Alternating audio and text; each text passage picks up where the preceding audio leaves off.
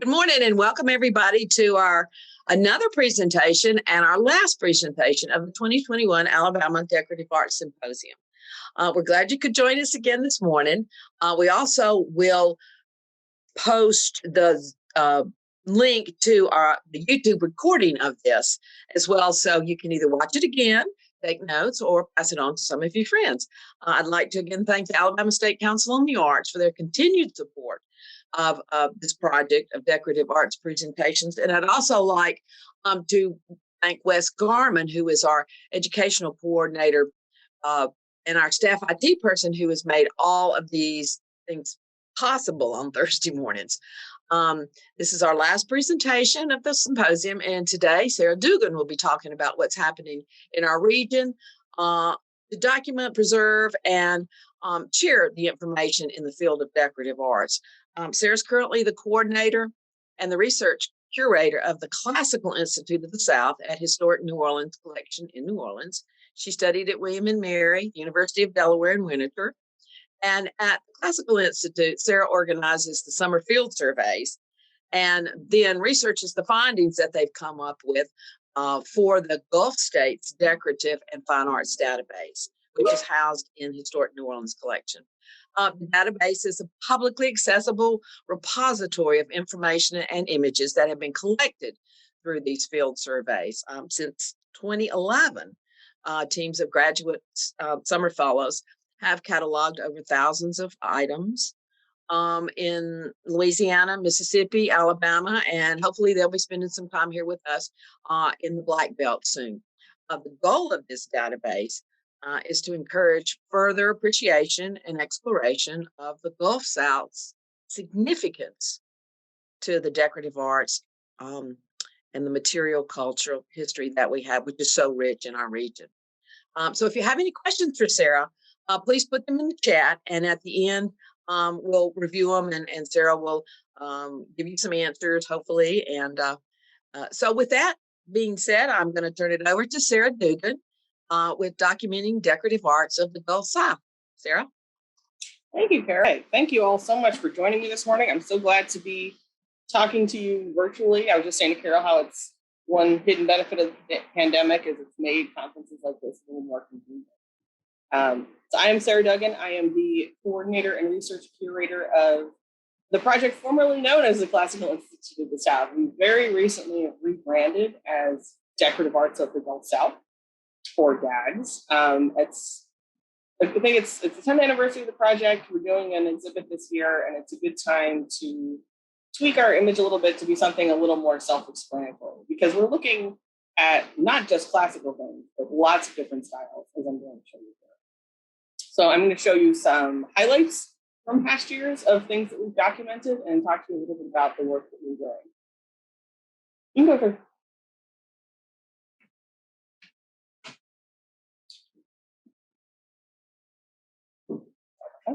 So the Decorative Arts of the Gulf South Project, it's in its 10th year. It was started in 2011 by a New Orleans attorney named Paul Haygood, who was an avid antiques collector, had a long family history in St. Francisco, Louisiana. And he started it as a way to collect information about this region, which has been a little bit understudied, and also to mentor people coming up in the field. So there are 2 summer fellows every year who are graduate students or recent graduates who come work with me every summer, and we go out and catalog more things for the database, which is a free online database. It's part of the Louisiana Digital Library. So it's a resource available to everyone. And that's one of the big parts of my job, is just getting the word out about what we're doing and getting to know people in different parts of the region and finding out new places that are worth studying. And then after Paul's passing in 2015, the Historic New Orleans Collection took on the project. It's now a permanent part of the museum. My job has no expiration date. This will keep going for hopefully for many, many years to come, and there's plenty of ground to cover. So there's lots of great material out there. So I'm actually speaking to you from this building, the Francois Marial House on Royal Street in the French Quarter of New Orleans. This is a property that dates from about the 1790s. So at Historic New Orleans Collection, if you're not familiar with us, we are a little bit of everything. We are a museum, a library, a research center, several historic houses in the French Quarter, My office is here in the Mariel House, and this is the original location. And then we have several other buildings around the area, including a brand new building across the street that is our largest exhibition space. And I'll show you a little bit of that later on. And we are free and open to the public. We have free admission, which is really great. So if you're ever down here in the French Quarter, please stop in and pay us a visit. This is just what the database looks like. Yes, it's part of the LDL. So it's a consortium of a number of different online databases from universities and museums. We have multiple images of every object in the catalog. You can click on it for more information. We collect, take a lot of notes on it. It's incredibly searchable by any keyword. So if you want to see every chair we've ever photographed, you can just type chair.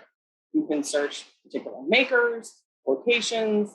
It's very flexible, which is great power of technology. And we do have,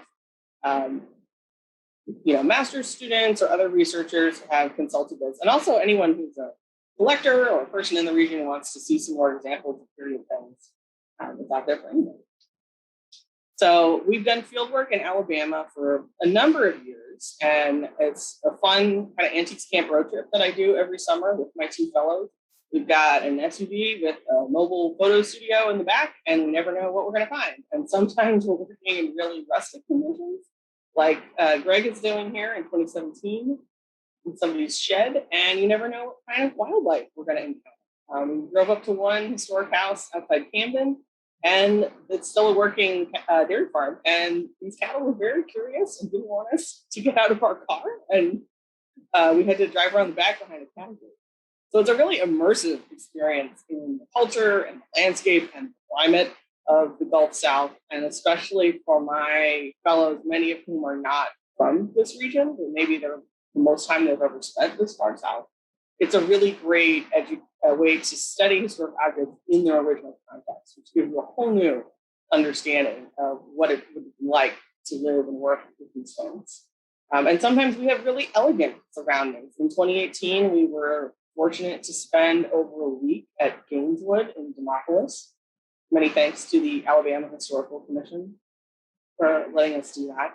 So we were in this beautiful mansion and got to know every nook and cranny and room and piece of decorative molding.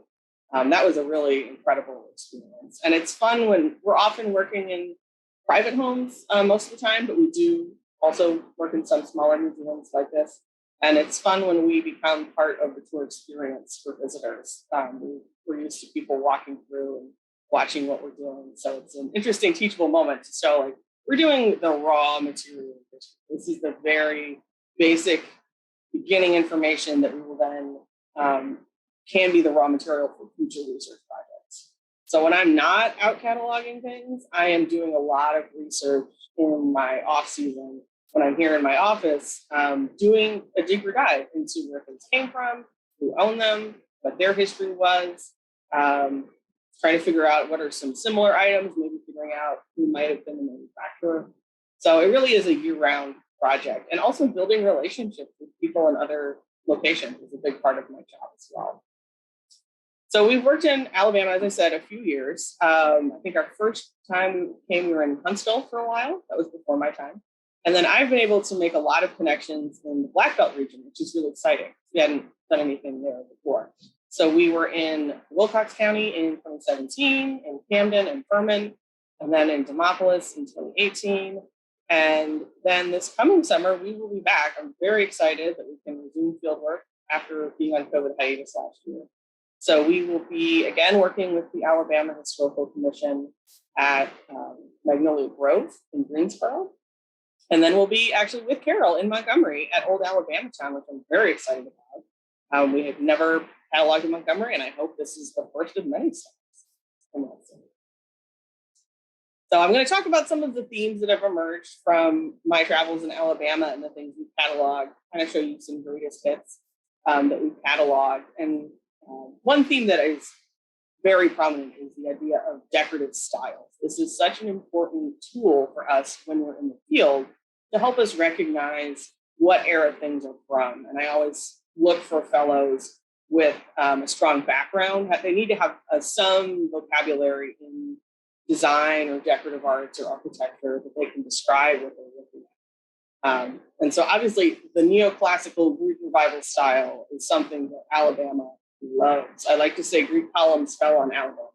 So these are just 3 houses in the Wilcox County area, and you can just see everyone loves white columns. In fact, this house on the top here is named White Columns. And this house down here is Liberty Hall, which is such a beautiful, symmetrical example of Greek revival. And then this is Yopon, which is unique for its raised brick basement, which is a little bit more of a real New Orleans kind of style. That's unusual to find that far north, which is an interesting touch. And of course, all of these are looking back to ancient Greece. This is the Parthenon. And you can see the similarities and the inspiration that they're taking from this kind of ancient architecture. And people would have been looking at design books, history books, illustrations from travelers on the Grand Tour. They're thinking about ancient Greece in terms of fantastic democracy. This is something that we see in American history over and over. We want to be a great civilization. We're a democracy just like ancient Athens. We want to live up to some of those ideals of the ancient philosophers and thinkers. But there's also an aristocratic idea of we want, someone's building this house, they also want to show how wealthy and how powerful they are. And that's also visible in the extensive property that these landowners own and the hundreds of people that they enslaved. They had very real power over many, many people's lives. So we're always thinking about what are the cultural implications of these styles. They're not just because they look pretty. There's a lot of, even unconsciously, different contextual ideas going into it. I do want to note this picture of the Parthenon. My husband actually sent this to me when he was chaperoning a high school field trip in Greece, and I was cataloging at Demopolis. So he was sending me, here's the real thing, and then I'd say, oh, here I am in Alabama, looking at this is basically the same, right? And this is Gainesville, which is the granddaddy of them all. It's incredible, incredibly unique. A little quirky and eccentric. When my husband saw this house, it kind of broke his brain. It's Palladium, but it's not symmetrical. So it's like this new interpretation drawing from all these different ideas. And if you're familiar with Gainesville, it's a really fantastic house. It was built by one person. This is all his vision. General Nathan Bryan Whitfield was a self-taught architect and designer, and he built this house over several decades, from the 1840s to the 1860s. So he built the center portion first. This added the porte cochere and this portico, and then this wing on the side was a larger master bedroom that was a wedding gift for his second wife. So he was looking at the things that he had studied. He was from North Carolina. He went to the University of Chapel Hill, in which his father was the founder. His family, the Whitfield, were a very prosperous North Carolina family, and a lot of them moved south here to Alabama to seek their fortune, buy up more property, be very successful cotton planters. And he was drawing on those regional connections as he was building his little estate or empire in Demopolis. This is some of the rooms in the interior of Gainesville. So again, just absolutely incredible. The use of natural light and different architectural details. So these two rooms are facing each other. It's the dining room and the parlor. These were some of the first rooms that General Whitfield built, and then he added the skylights and the cast iron molding a little bit later. So this is all cast iron decoration here at the top, which is incredibly durable. It survived very well. It needed some touch-up to paint, but it hasn't decayed like classroom paint. And the use of skylights makes you think of Parthenon in Rome. Clever use of the bright sun and black ball. So we cataloged in these two rooms in 2018. And being able to see how the light changes throughout the day is an interesting experience as well. Just that spatial context of the objects that we were photographing. And you see this classical design throughout the furniture that we encounter in the Black Belt and other parts of Alabama. This is commonly called the Empire style or late Empire pillar and scroll. It's known for its very bold geometry. This is very sleek. It has highly figured mahogany veneer and these really chunky legs and table and sides and scrolls. You can see it in sofas. You can see it in pier tables like these, which are designed so the mirror gives you an illusion the room is bigger. Sometimes you might hear these referred to as petticoat mirrors, and that's a little bit of a misnomer. There's this kind of urban legend that women would look in these to adjust their petticoats. And that's not really a thing that was common. If you stand by when you can't really see your feet, you wouldn't be hoisting up your skirt in public. It's really more to give a sense of spaciousness. And it would often go in between two windows on an interior wall. But you can see they're really dramatic. There's something very architectural about these pieces. And I feel like this style in particular is one that I have encountered so often in Alabama. And I don't know if it's because it was the style in the 1830s when the Alabama fever land rush happened and people are buying up land and building their grand houses. I don't know if you feel like you need to fill the space on the Alabama frontier with something really dramatic. But it seemed like it's especially enduring in this area. You can also see this style on a smaller scale in sewing tables and work tables, which I love because there's such a specifically practical piece of furniture that is specifically designed for women, which is not as common in this era. But furniture makers, we're catching on that women like to have specialized things and there's a market for that. So these would be in your parlor, and you could stash away your sewing work, your letter writing, and desk came to call. So you can see that same large pedestals, dramatic scroll, beautiful mahogany. So much mahogany. That's definitely one of the most common things you find. And that would have been imported from the Caribbean. There's another one that we documented in Camden. I love how it looks like this design source that I found at the New York Public Library. It's kind of the same shape. So this section here pulls out. And if you think about the skill it would have taken to manufacture this. So the underside of this drawer is one sheet of mahogany. So it's one large sheet of very, very thin that has to be bent and steamed.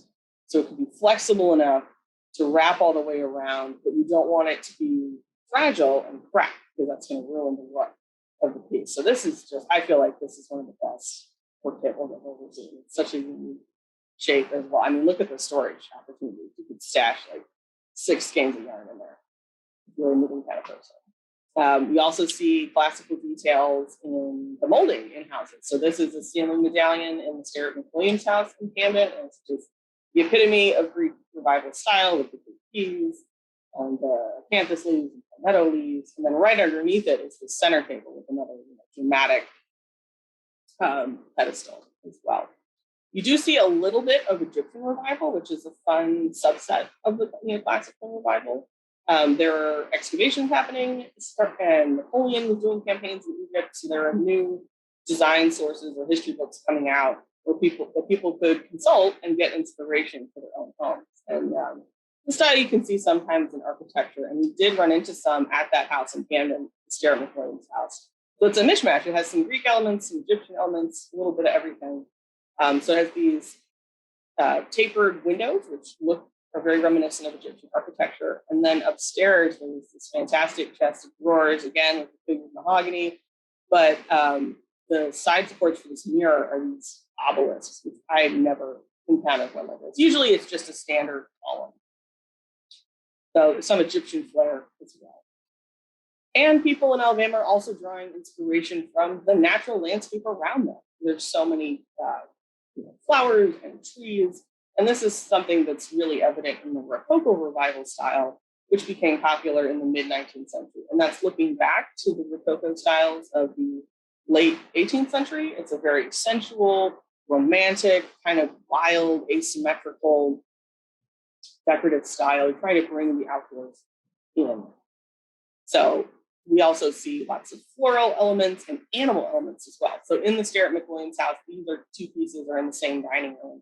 There's a card table and a sideboard, and they have some fantastic examples of what is literally called the hairy paw foot. That is the industry term, where it looks like this table is going to just pick up and walk away, like it's a lion or something. And it's got these giant scrolling leaves. Foliate scroll is another term I end up using a lot in our catalog description. some similar hairy paws on the sideboard, and also these very leafy Corinthian column capitals. We cataloged one table like this in a house in Mississippi, and the current owner said it was an heirloom she had inherited. She said when she was a child, she was afraid of it because she thought the feet were just going to reach out and grab it.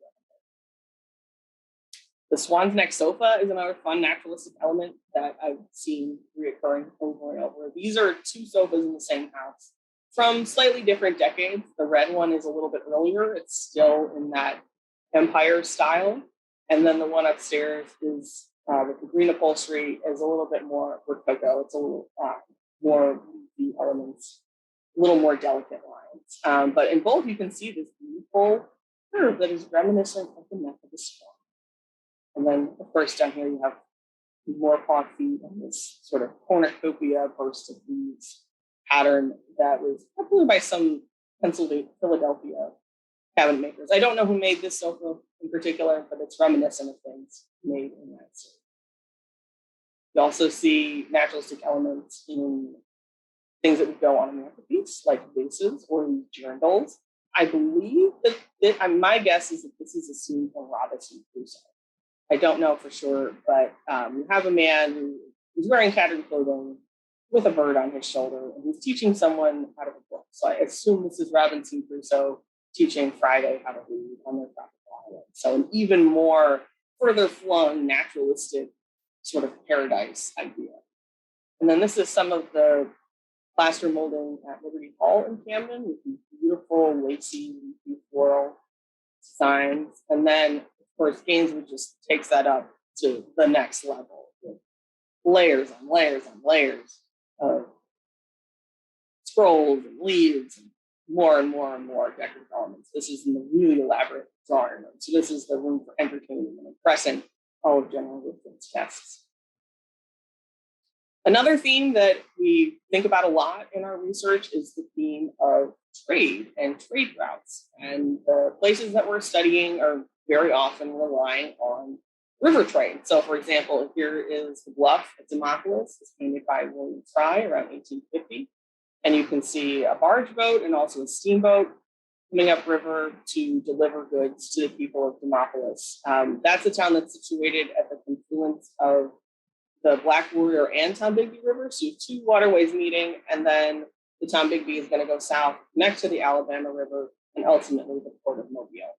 So the ports of the Gulf are really what's ultimately driving this region. So we're either looking at places that feed into the Port of New Orleans in Louisiana, Mississippi, and then when we're studying in Alabama, we're looking at things that feed into the Port of Mobile and the tributaries. And this is what the Tombigbee River looks like today. There's been some damming, so it's a lot higher. There are now more bridges and ways across it. In the 1850s, people would have relied on a ferry to cross the river. But it was a very advantageous location.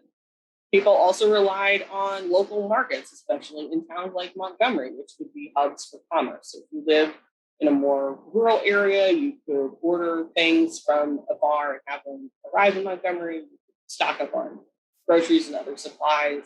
Things either went overland in carts or they would go on railroads. In this area, there's a proliferation of small local railroads, some of which only connect 2 points on a map.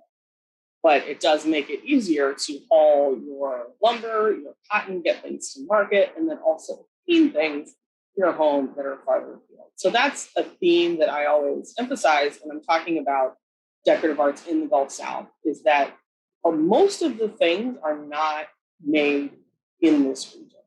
People are so focused on the cotton industry and expanding that productivity that they're not investing in maybe manufacturing as much. And so a lot of the furniture and really high-end furnishings are coming from the northern United States. They're coming from New York, Philadelphia, Boston. People are ordering porcelain from France, and it's coming to them over ship and rail and steamboat. So the Gulf South is not a backwater. It's not isolated. It's part of a global economic network, of which the slavery economy is a very large part. That's another thing I emphasize, is that the northern states are profiting off of slavery. There are cotton factories in New York who are selling the cotton that people are growing in Alabama.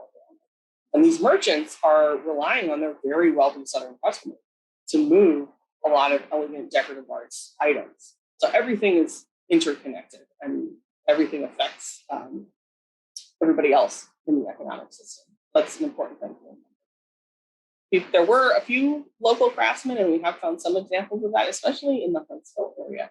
So if we do find something that's labeled, that is just incredibly exciting because labels are hard to come by in furniture. We always check, we're always pulling out drawers, looking behind the headboards of beds, looking underneath things. We always take apart furniture as much as we can to see how it fits together. So this is a fantastic piece made by Hugh Easley of Huntsville, who is a local cabinet maker. And this is like, you can't ask for anything better than that. He was very clear that he made this cabinet. Also, there are some documented silversmiths or silver retailers, especially in Mobile or Huntsville. And we cataloged one collection, a private collection in Huntsville, where the owner has a great deal of silver that was either made or retailed in Alabama. People were also, as I was saying, order from much further away. So these are two etagères, which is a display cabinet, kind of like a China hutch. It's a piece that's very much form over function. It's for display, but this is not a super high capacity storage piece. You're not going to store a lot of stuff on it. This is to show off your elegance, your taste, your very dainty decorative items. It also means you have the free space in your house to dedicate a huge corner for something this enormous that's really just for show. So this is a part of the evolution of parlor furniture that we see in the mid-19th century, where people are willing to invest in things that are more decorative to complete the look of their house. That's something you see in these very large. Also, you need a very tall ceiling if you're going to accommodate something on this scale. So the piece on the left, I cataloged in Mattress in 2016. And the one on the right, I cataloged in Camden, Alabama in 2017. And they're nearly identical. The tops are a little different, but if you look at the cutouts on the side with these little mirrors, the way the bottom is decorated, they seem like they're made by the same person, just with little different details on the top, which is very common. Different furniture makers might have like a base. It's almost like options on a phone. You would have your base model, and then people could select different decorative elements. You could add extra. They had a little bit more to spend. So these looked like something that might have been made by Mitchell and Rammersburg, who was a very prolific furniture maker in Cincinnati. They were so popular in the South, they actually opened an outlet in downtown New Orleans. And then when we opened the drawer of the one in Camden, it had a very recognizable Maker's Mark stamp. And this semicircle is the Mitchell and Rammersburg signature shape. So it's a little worn, but being able to decipher it, I was able to see that it's similar to some other examples that I've seen at other auction houses. So that was very, very exciting to discover that. Another person who's been a really great example of great source for retail information is General Nathan Bryan Whitfield of Gainesville. His papers are in a number of different archives. I'm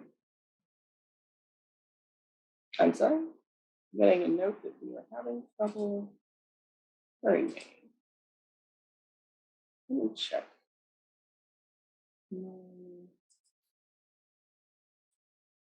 Microphone here. I'm sorry about that.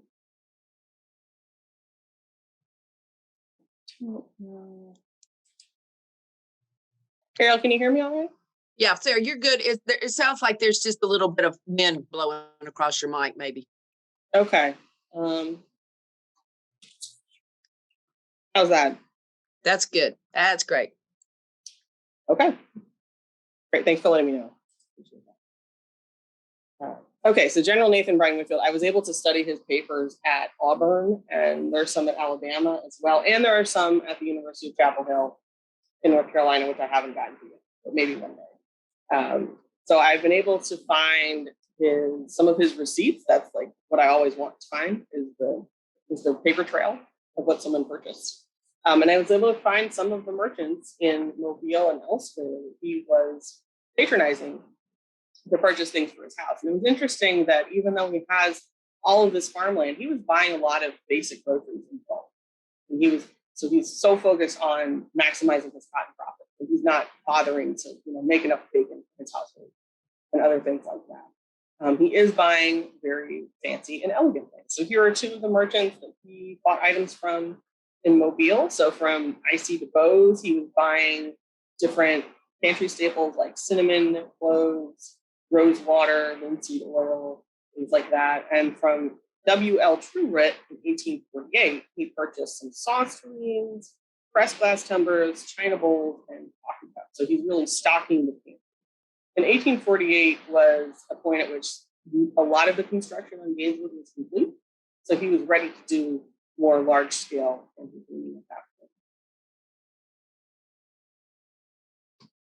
And then another merchant that Whitfield had a long relationship with was Benjamin Newhouse, who's based in New York City. I found a 1850 census listing Newhouse is living in Manhattan with his wife and their children and their 18-year-old girl from Ireland, who I presume was their maid. But he also had an outlet in Mobile, Alabama. He was manufacturing he did have a manufacturing warehouse. So it seems the Newhouse was making things himself. This was not always the case. Retailers in the Gulf South often just order things from elsewhere and gave it their personal label. For example, Prudent Millard in New Orleans, he didn't make most of what he sold. He just put his name on it. He's kind of creating a private label source. But it seems that Newhouse was actually manufacturing things. And Whitfield had a couple of orders to him. And in 1848, he ordered other things, including a cherry table, a foam bedstead, chairs of various qualities, wash stations. And I've been able to, looking at what's in the house now, again, to make some estimations about what those pieces are. So he ordered a dining table from Newhouse, and this is the dining table that's at Gaineswood today, and it is original to the house. Many descendants of the Whitfield family have donated back pieces that they inherited. And this style is definitely consistent with the 1840s. Again, you have that classical revival pillar and skull fold geometry. I love tables like this where there's a center support, but then if you have all the leaves out and the two halves come together, it makes this nice little compact pedestal. And I've seen several examples of that throughout Alabama. He also purchased a center table. And again, this seemed like it could be the type of table you would purchase in 1848. And it's here in the center of the parlor. And he ordered a number of dressing bureaus or chests of drawers. And here are some of the ones that are in the upstairs. These two are in the upstairs bedrooms at Gaineswood. And this is in the master bedroom that Whitfield himself used. It's definitely a little more elegant, more decorative details, heading into that Rococo revival style. So I don't know for sure, but I'm guessing that these are some of the pieces that Whitfield ordered from Benjamin. And then we come to pianos, which are a fantastic artifact, and they're often, I don't want to say easy to find, but they're pretty common because they're great heirlooms. They're something people want to keep. They're also really hard to move. They're very heavy. So once something takes up a spot in the living room, it's probably not going to move. So this square piano has been in that corner in the parlor at Liberty Hall probably since it was purchased in the 1850s. It's not going anywhere. This is the square piano shape, which is kind of an in-between between a large grand piano and then an upright model that's more common today. So this was a very popular living room option. So it's a little more compact. It can fit into a smaller space. And pianos are an area where it's American manufacturers really saw a need in the market and just took off. So there are many popular French piano manufacturers like Pleyel and Sons, and we do find a number of Pleyel pianos. But shipping an entire piano across the ocean is incredibly expensive. And so buying one that's made in the United States is much more cost effective. And American makers like the Chickering and Sons company in Boston found ways to introduce some new production techniques to make manufacturing pianos a little easier. So the development of cast iron frames for the piano works made it easier to build the structure around it. And you can see how the support for the strings here is basically cast and then covered in glass. This is a really classic chippering model with these tapered baluster legs. Again, the really bold Empire style geometry. So you can see their address is stamped here on the top, which is fantastic. I love how pianos are lit as well. And they advertised heavily in the South. They sold in New Orleans and in Mobile. So it's highly likely that a grand house in the Black Belt or further north would definitely have this arriving via waterway to get to them. There's a Chickering piano at Gainesville, and then there's this very unique kind of quirky musical instrument that they call a Futina, and it was manufactured by George Hicks in Brooklyn.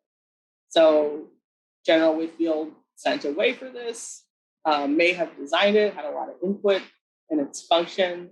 It's clearly meant to be an elegant piece of furniture with these hunt scenes on the front. So we're heading into the Renaissance revival where you're thinking about conquering nature, showing the bounty of nature. If you've ever read the classic decorative arts book, Death in the Dining Room, Ken Ames talks a lot about how you get these really gigantic sideboards that are fish and birds and deer horns, and it's just showing like we have conquered the bounty of nature and we are bringing it into our houses.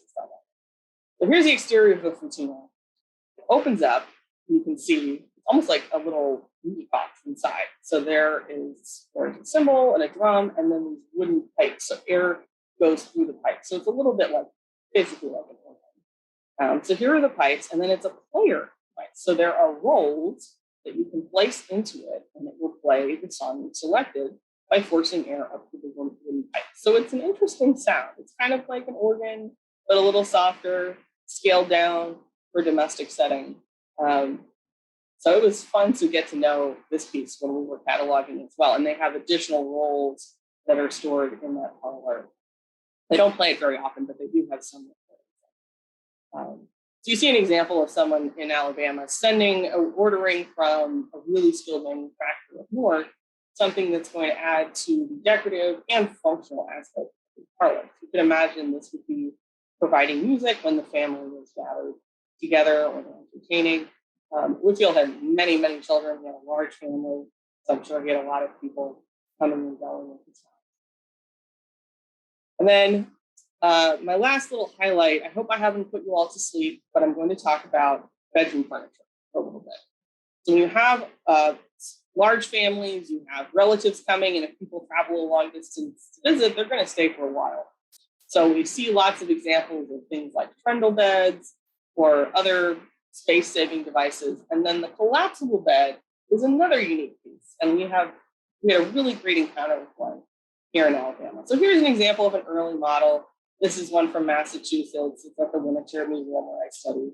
So it looks like a federal style cabinet. When you open it up, you can see there's like a pot structure inside. It folds out into a little pot, so you can put your guest on there. And it's the very basic rope bed. You tighten the ropes to give you more support with this block on the bed. But then into the 19th century, with more manufacturing abilities, you have more metal pieces that you can mass produce. You see the things that are marketed as a parlor bed. So it's an elegant cabinet that easily folds out with a different spring or hinge mechanism.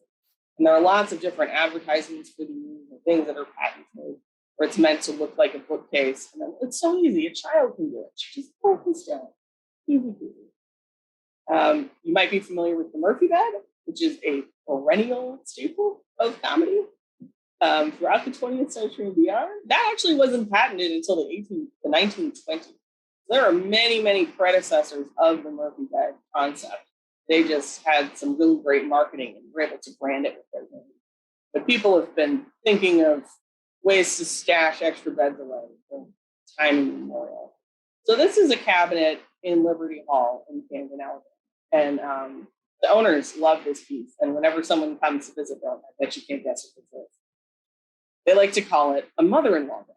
So there's this part is a little hinge that flips up. So we decided to take a peek, and they had never actually opened it. themselves. They had always been really careful about it.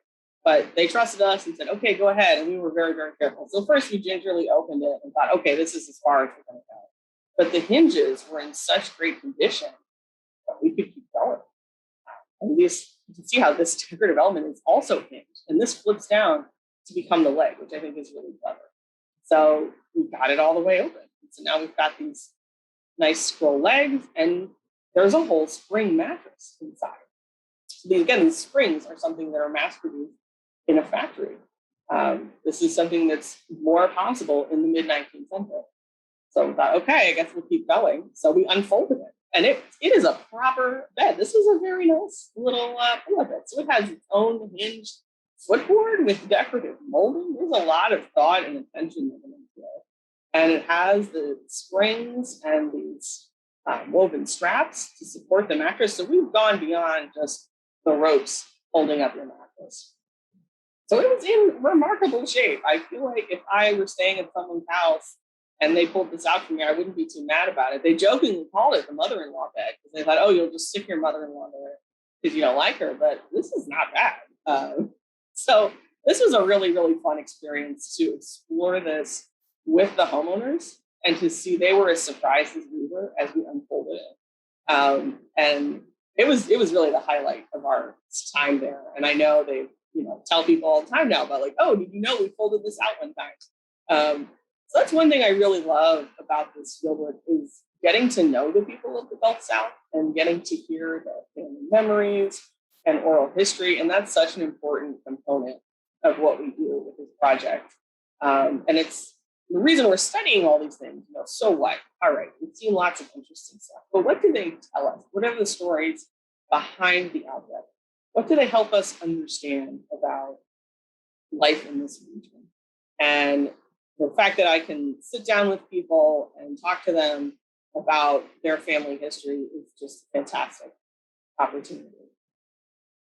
So in order to share some of that information, I'm very excited. We have an exhibit that is open right now at the Historic New Orleans Collection, celebrating the 10th anniversary of DAGS, Decorative Arts of the Gulf South, formerly known as Swan. So it opened last month, and it's up here until September 6th of this year. So if you're making any summer trips to New Orleans, please stop by. And then I'm also very excited that it will be in Montgomery next year. So the Montgomery Museum of Fine Arts has graciously agreed to host it as well. So they'll have it on display starting in January of 2022.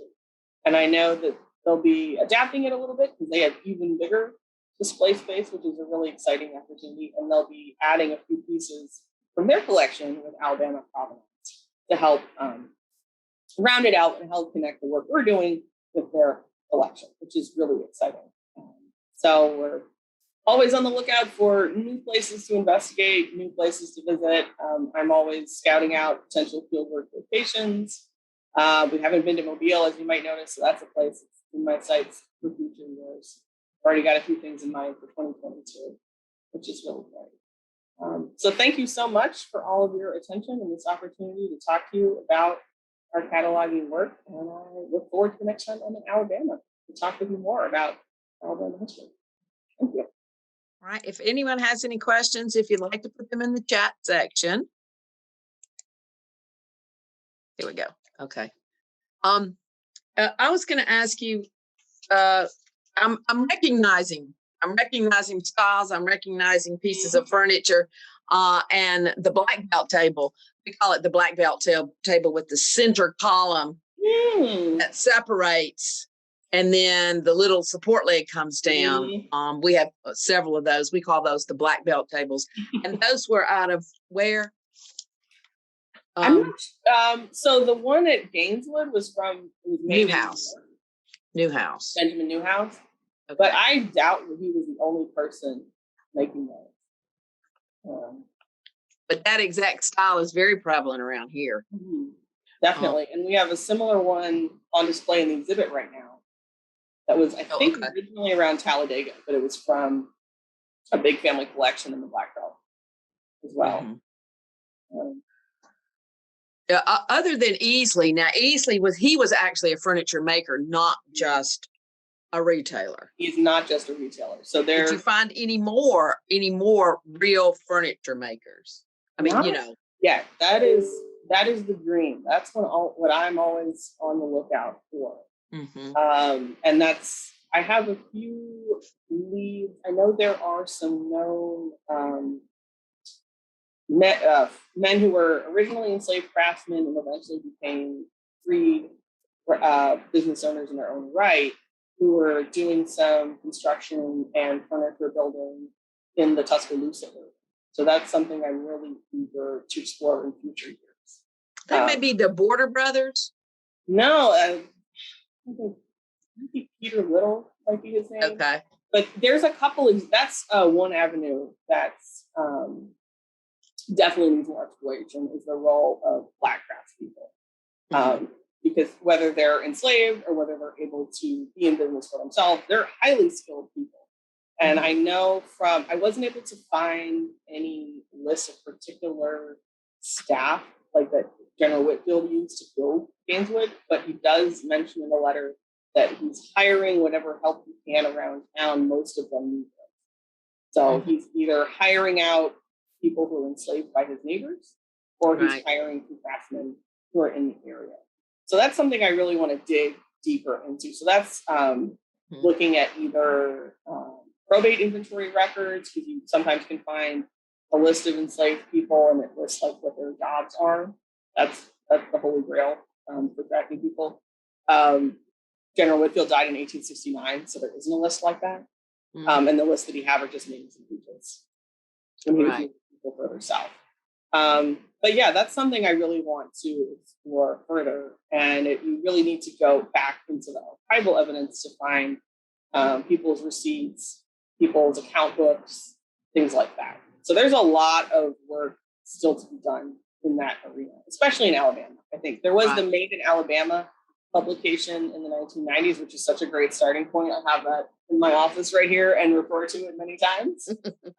So that was the initial foray into that. And that book documents a lot of makers like Easley, silversmiths, but there's always more to discover. Absolutely. Right. That's still everybody's go-to. Mm-hmm. And that's what's so exciting about this new Gulf States database, because you're qualifying or quantifying whatever was made in Alabama plus your addition. And that's what we saw on the quilt book, was that, we started with the base of the Made in Alabama and the Decorative Art Survey, and then added another 2,500 documented quilts, because we saw very few quilts that had already been documented with Made in Alabama. That's fantastic. So that added another to that, which is all at the Birmingham Museum. I have a question here. Have you documented real silver makers as well, as opposed to retailers, while you've been here? So the set of spoons that I showed earlier, those are made by an Alabama maker. And I know there's a few who are actually working in Mobile and Huntsville. So that private collection. So if you go in the database and search Alabama silver, you'll come up with all of those examples. So yes, there are some. Right. There's a few. I have a question also. How this is, how does one become one of your fellows? Yeah, that's a great question. There is an application process.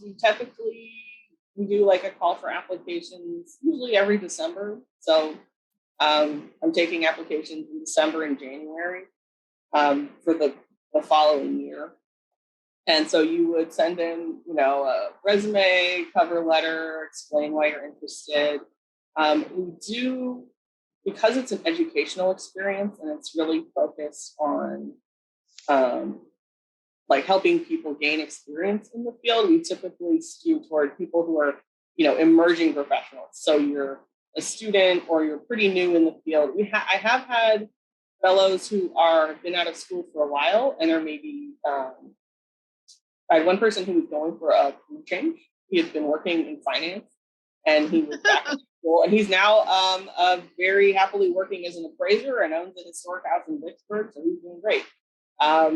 So you need to be coming up in the field and be someone who would benefit from this kind of educational experience. So I know I have some people, like, people who are friends and colleagues who are like, oh, I wish I could come work for you in the summer. I'm like, you have to save those for people who like need the training.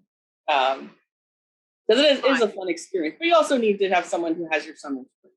So that's why it's geared for students as well.